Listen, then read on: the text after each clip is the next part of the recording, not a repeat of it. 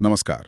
आज हम भारत सरकार की एक बहुत अहम योजना पर बात करने वाले हैं। जी, राष्ट्रीय ग्रामीण आजीविका मिशन NRLM। हाँ, NRLM।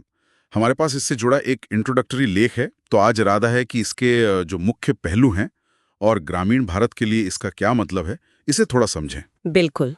तो चलिए शुरू करते हैं। सबसे पहले तो ये NRLM है क्या? मतलब नेशनल रूरल लाइवलीहुड्स मिशन, है ना? जी, इसका असल मकसद क्या बताया गया है स्रोत में? देखिए स्रोत कहता है कि इसका जो मेन लक्ष्य है वो है ग्रामीण गरीबों को मतलब आत्मनिर्भर बनाना, आर्थिक रूप से उन्हें सक्षम करना। ओके। पर हाँ, दिलचस्प बात यह है और स्रोत भी यही कहता है कि ये सिर्फ आमदनी बढ़ाने की बात नहीं है।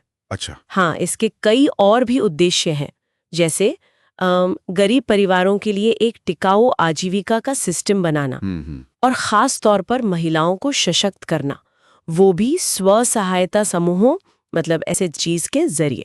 ये SHG वाला पॉइंट ये बार बार आता है। बिल्कुल स्रोत में भी इस पर काफी जोर है। बिल्कुल, ये बहुत जरूरी हिस्सा है इसका। लेकिन ये काम कैसे करते हैं, मतलब जमीन पर SHGs? हाँ, देखिए SHGs जो है वो इस मिशन की एक तरह से नींव है। ओके।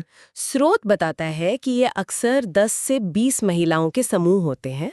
वे रेगुलरली मिलती हैं, थोड़ी थोड़ी बचत करती हैं। अच्छा, बचत भी? जी, बचत करती हैं और जरूरत पड़ने पर एक दूसरे को मतलब ग्रुप के अंदर ही छोटे लोन देती हैं। इंटरनल लेंडिंग टाइप का? बिल्कुल। और श्रोता ये भी साफ करता है कि इससे सिर्फ पैसों का लेन देन नहीं होता, महिलाओं में एक आर्थिक समझ बढ़ती है, आत्मविश्वास आता है, मिलकर फैसले लेने की आदत बनती है। और फिर धीरे धीरे ये समूह बैंकों से जुड़ते हैं। बैंकों से कैसे? हाँ, मतलब उनका एक ट्रैक रिकॉर्ड बन जाता है बचत और लेन देन का, तो बैंक उन्हें फिर लोन देने में ज्यादा सहज महसूस करते हैं, बड़े लोन भी मिल पाते हैं फिर। अच्छा, तो ये सिर्फ पैसे का मामला नहीं है, ये एक तरह का सामाजिक संगठनात्मक ढांचा भी खड़ा कर रहा है। सही कहा, बिल्कुल।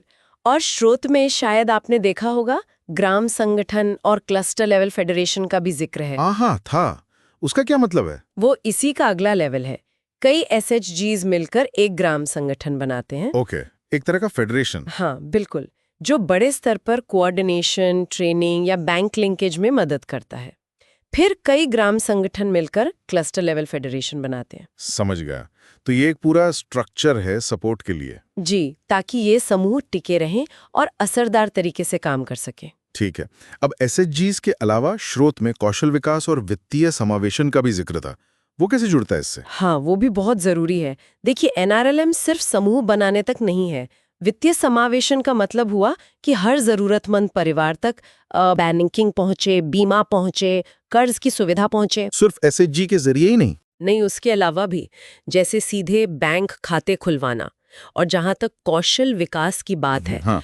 स्रोत में 2 खास योजनाओं का जिक्र मिलता है। एक है DDU-GKY। DDU-GKY, दीनदयाल उपाध्याय ग्रामीण कौशल्या योजना। जी हाँ, ये ग्रामीण युवाओं को ऐसी ट्रेनिंग देती है जिससे उन्हें नौकरियां मिल सकें, मतलब प्लेसमेंट लिंक्ड ट्रेनिंग। अच्छा, और दूसरी योजना? दूसरी है SWEP यानी startup village entrepreneurship programme. Startup village. Okay. हाँ, स्रोत के मुताबिक ये खास तौर पर उन लोगों के लिए है जो नौकरी नहीं बल्कि अपना छोटा मोटा काम, अपना उद्यम शुरू करना चाहते हैं। तो ये उनको मदद करती है, गाइडेंस देती है? जी बिल्कुल, जरूरी मदद और मार्गदर्शन देती है।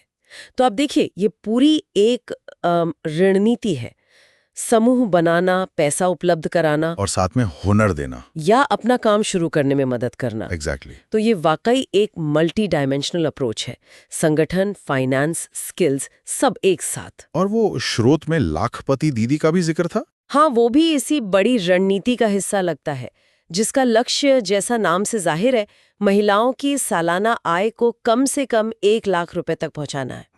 ये तो काफी महत्वाकांक्षी लक्ष्य है। जी। और आपने शुरू में कहा था, या शायद स्रोत में था, कि इसका नाम भी अब बदल गया है। हाँ, अब इसे डे NRLM कहते हैं। डे? दीनदयाल अंत्योदय योजना, राष्ट्रीय ग्रामीण आजीविका मिशन। अच्छा, दीनदयाल अंत्योदय योजना।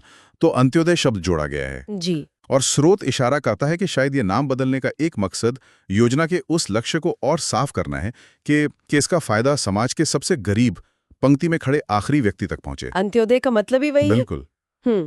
तो ठीक है, मुझे लगता है हमने आज डे NRLM के जो बुनियादी तत्व हैं उन्हें काफी अच्छे से समझा। कैसे ये SHGs, फाइनेंस, स्किल्स और एक पूरे संस्थागत ढांचे के जरिए ग्रामीण गरीबों, खासकर महिलाओं को सशक्त बनाने की कोशिश कर रहा है, उनकी जिंदगी बेहतर करने का एक बड़ा प्रयास। हाँ, बिल्कुल। स्रोत हमें योजना की बनावट, उसके इरादे, ये सब तो बताता है, लेकिन एक अहम सवाल हमेशा रहता है, वो है जमीनी हकीकत। मतलब इसका असर कितना हो रहा हाँ, है। वो तो है।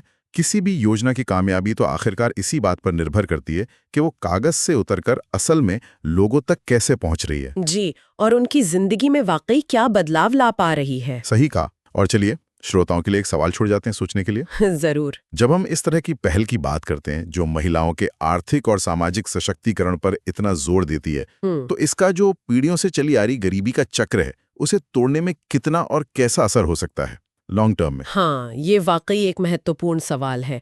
इस पर आगे सोचना दिलचस्प होगा।